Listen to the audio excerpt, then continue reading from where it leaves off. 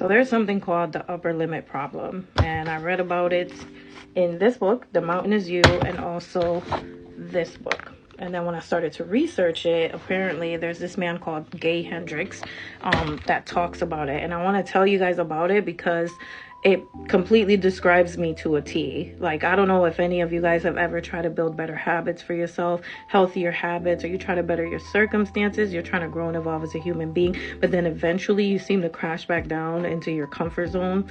I'm about to tell you why this is happening and how to fix it. So Gay Hendricks refers to this as the upper limit, and it is like a glass ceiling. He describes it as a glass ceiling that all human beings have, which is like a comfort zone, a threshold, like a baseline. And because a lot of us are programmed to stay where it feels the most familiar, we're programmed to stay comfortable and stay in our comfort zone. Once we reach that threshold, once we reach or go outside of that baseline, what ends up happening is that unconsciously we start thinking, feeling, and behaving in a way that will sabotage whatever good we got going on, whether this is the healthier habits, whether this is happiness, whether this is a relationship, whatever it is. We sabotage it unconsciously because we're trying to bring ourselves back into our comfort zone. And what's crazy is that unless you have like this hyper awareness of yourself, you don't even realize that you are sabotaging in order to bring yourself to familiarity, to what it is that feels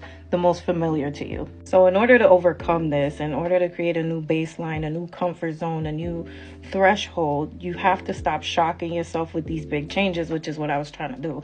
Literally, I was like, okay, starting tomorrow, I'm doing this, and that, and the third. And then eventually 1 or 2 weeks later, I'm right back down into my comfort zone. So what you end up doing is you're shocking yourself, then you end up sabotaging yourself to bring yourself back down into familiarity. So instead, what you should be doing is making gradual changes, little by little, like start slow. And when you take it slow over time, eventually you start shifting your baseline to a new standard. Just be very patient with yourself because you're going to go back and forth for a while until something finally imprints into your subconscious mind. But if you guys are trying to understand this baseline and how to, get yourself over that threshold a little bit deeper, I have 3 books that I want to recommend. First, I recommend you guys research Gay Hendricks because he's the one that speaks about it. But they reference him in these 3 books. Okay, so this book right here, The Mountain Is You by Brianna West. Also this one. And this one.